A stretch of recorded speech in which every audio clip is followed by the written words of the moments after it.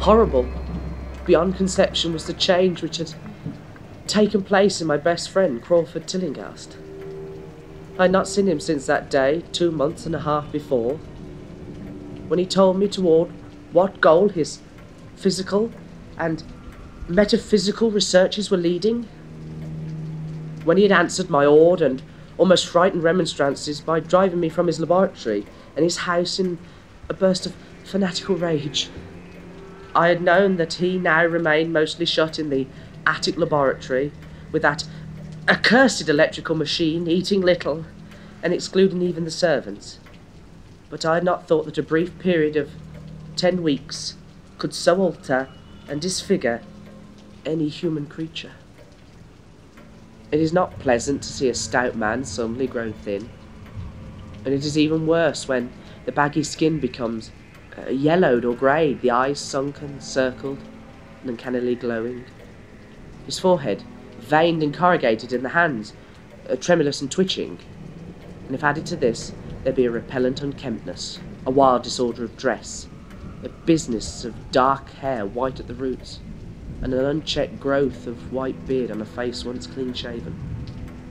The cumulative effect is quite shocking, but such was the aspect of Crawford Tillinghast on the night his half-coherent message brought me to his door after my weeks of exile. Such was the spectre that trembled as it admitted me, candle in hand, and glanced furtively over his shoulder as if fearful of unseen things in the ancient lonely house, set back from Benevolent Street. That Crawford Tillinghast should ever have studied science and philosophy was a mistake. These things should be left to the frigid and the impersonal investigator, for they offer two equally tragic alternatives to the man of feeling and action. Despair, if he failed in his quest, and terrors unutterable and unimaginable, if he succeeded. Tillinghast had once been the prey of failure, solitary and melancholy, but now I knew, with nauseating fears of my own, that he was the prey of success. I had indeed warned him 10 weeks before when he burst forth with this tale of what he felt himself about to discover. He had been flushed and excited then, talking in a high and unnatural, though always pedantic voice. What do we know of the world and the universe about us? Our means of receiving impressions are absurdly few, and our notions of surrounding objects infinitely narrow. We see things only as we're constructed to see them, and can gain no idea of their absolute nature. With 5 feeble senses, we pretend to comprehend the boundlessly complex cosmos, yet other beings with wider, stronger, or different range of senses might not only see very differently the things we see, but might see and study whole worlds of matter, energy, and life which lie close at hand, yet can never be detected with the senses we have. I have always believed that such strange, inaccessible worlds exist at our very elbows, and now I believe I have found a way to break down the barriers. I am not joking. Within 24 hours, that machine near the table will generate waves acting on unrecognized sense organs that exist in us as atrophied or rudimentary vestiges. Those waves will open up to us many vistas unknown to man and several unknown to anything we consider organic life.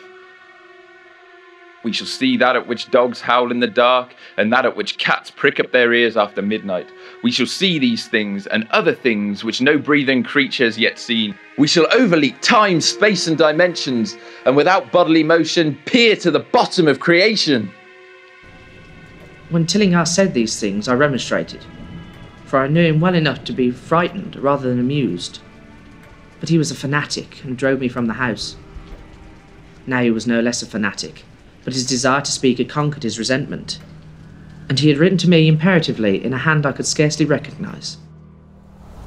As I entered the abode of the friend so suddenly metamorphosed to a shivering gargoyle, I became infected with a terror which seemed stalking in all the shadows. The words and belief expressed 10 weeks before seemed bodied forth in the darkness beyond the small circles of candlelight, and I sickened at the hollow, altered voice of my host. I wished the servants were about. I did not like it when they said that all had left 3 days previously. It seemed strange that old Gregory, at least, should desert his master without telling as tried a friend as I. It was he who had given me all the information I had of Tillinghast, after I was repulsed in rage. Yet I soon subordinated all my fears to my growing curiosity and fascination. Just what Crawford Tillinghast now wished of me, I could only guess. But that he had some stupendous secret or discovery to impart, I could no doubt. Before I protested at his unnatural pryings into the unthinkable, now that he had inevitably succeeded to some degree, I almost shared his spirit. Terrible though the cost of victory appeared. Up through the dark emptiness of the house, I followed the bobbing candle in the hand of the shaky parody on man. The electricity seemed to be turned off, and when I asked my guide, he said it was for a definite reason. It would be too much. I would not dare. He continued to mutter. I especially noted his new habit of muttering, for it was not like him to talk to himself. We entered the laboratory in the attic, and I observed the detestable electrical machine, glowing with a sickly sinister violet luminosity. It was connected with a powerful chemical battery, but seemed to be receiving no current. For I recalled that in the experimental stage it had sputtered and purred when in action. In reply to my question, Tillinghast mumbled that this permanent glow was not electrical in any sense that I could understand. He now seated me near the machine, so that it was on my right, and turned a switch somewhere below the crowning cluster of glass bulbs. The usual sputtering began, turned to a whine, and terminated in a drone so soft as to suggest a return to silence. Meanwhile the luminosity increased, waned again, then assumed a pale, outre colour or blend of colours which I could neither place nor describe. Tillinghast had been watching me and noted my puzzled expression. Do you know what that is? That is ultraviolet. You thought ultraviolet was invisible, and so it is. But you can see that and many other invisible things now. Listen to me. The waves from that thing are waking 1,000 sleeping senses in us. Senses which we inherit from eons of evolution, from the state of detached electrons to the state of organic humanity. I have seen the truth, and I intend to show it to you. Do you wonder how it will seem? I will tell you.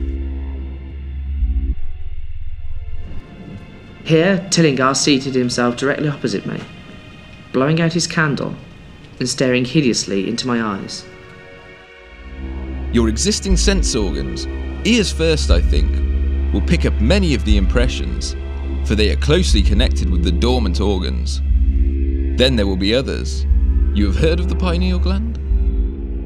I laugh at the shallow endocrinologist, fellow dupe and fellow parvenu of the Freudian. That gland is the great sense organ of organs, I have found out. It is like sight in the end and transmits visual pictures to the brain. If you are normal, that is the way you ought to get most of it. I mean, get most of the evidence from beyond.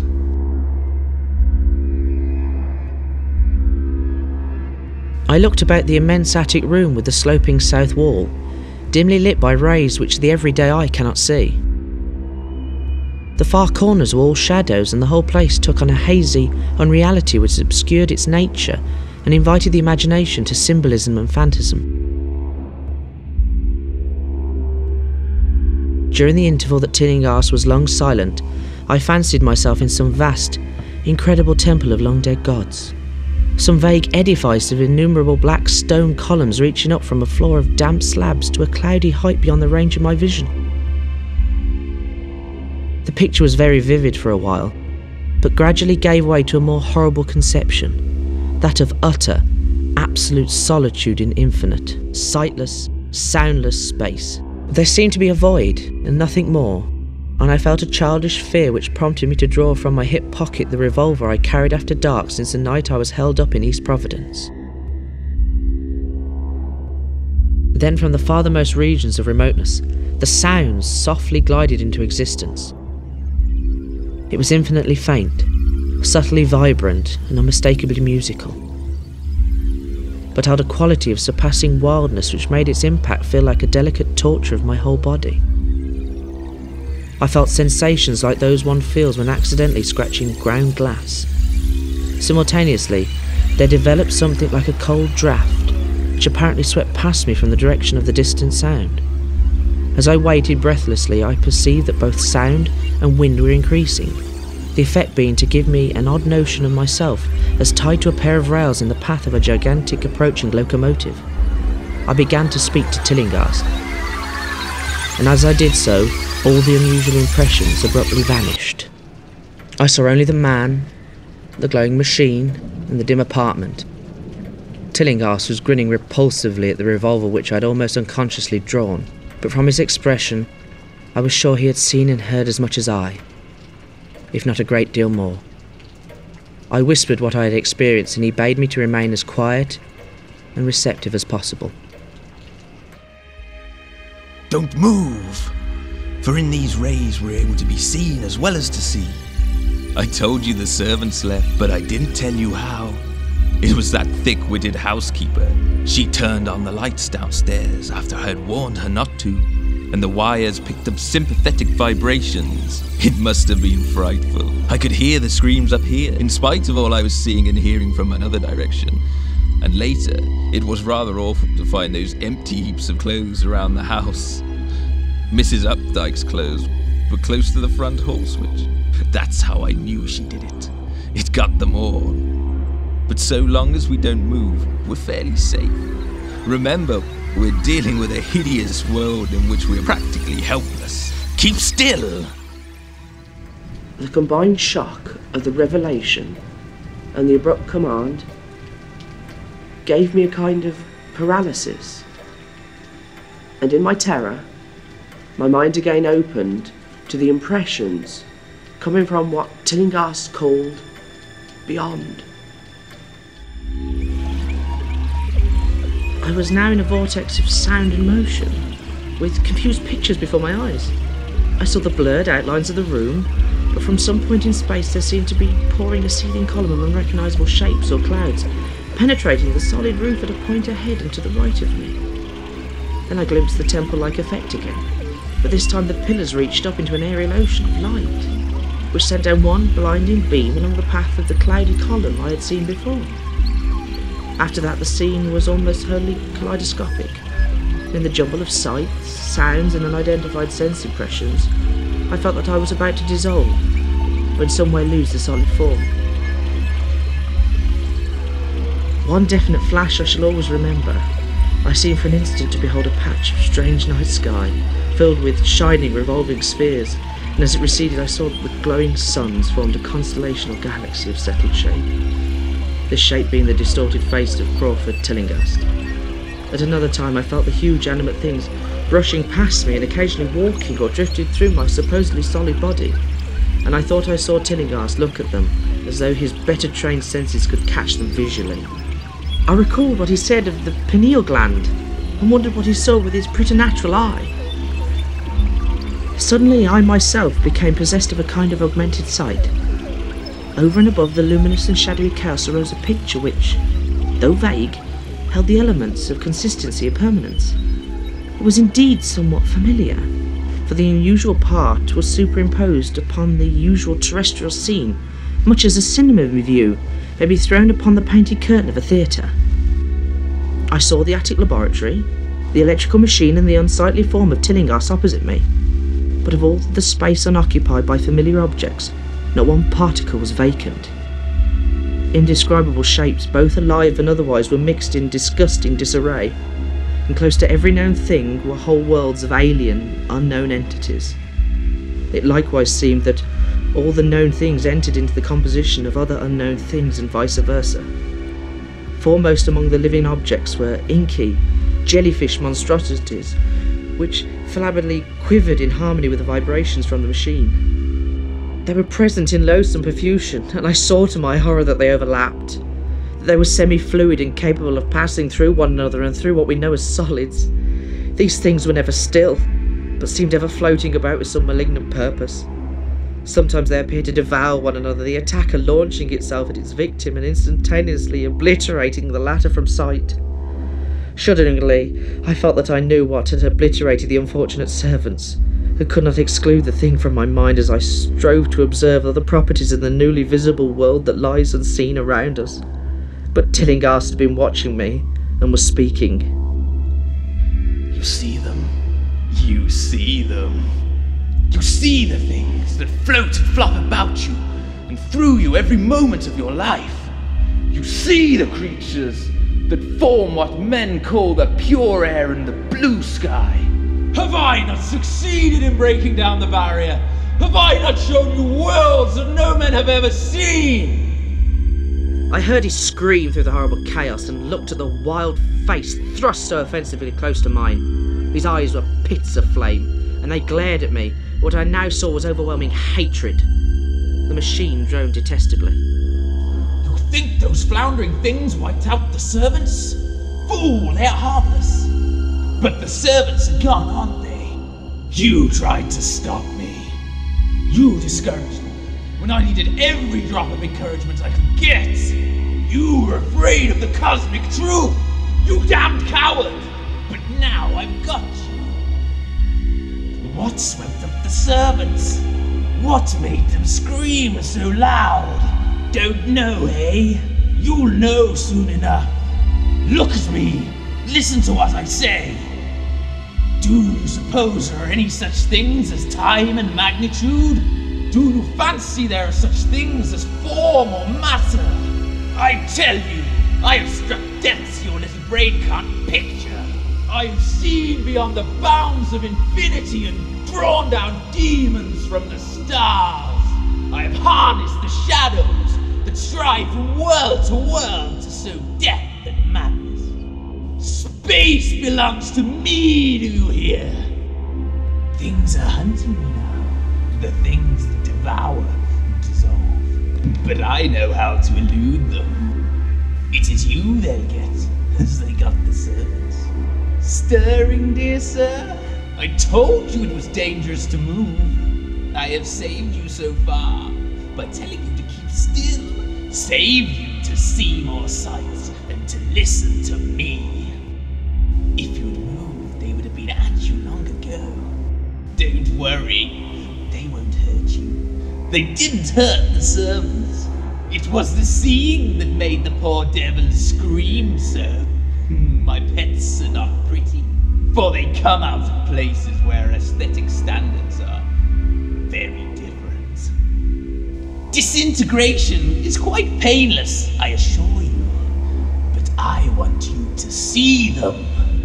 I almost saw them, but I knew how to stop. You were curious. I always knew you were no scientist. Trembling, eh? Trembling with anxiety to see the ultimate things I have discovered. Why don't you move then? Tired? Well, don't worry, my friend, for they are coming. Look, curse you! Look! It's just over your left shoulder!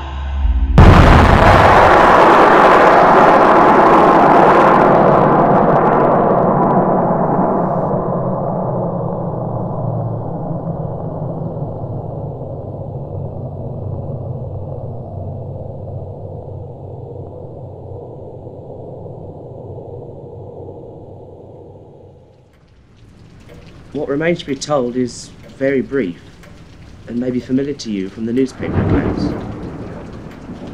Police heard a shot in the old Tillinghast house, and found us there. Tillinghast dead, and me unconscious.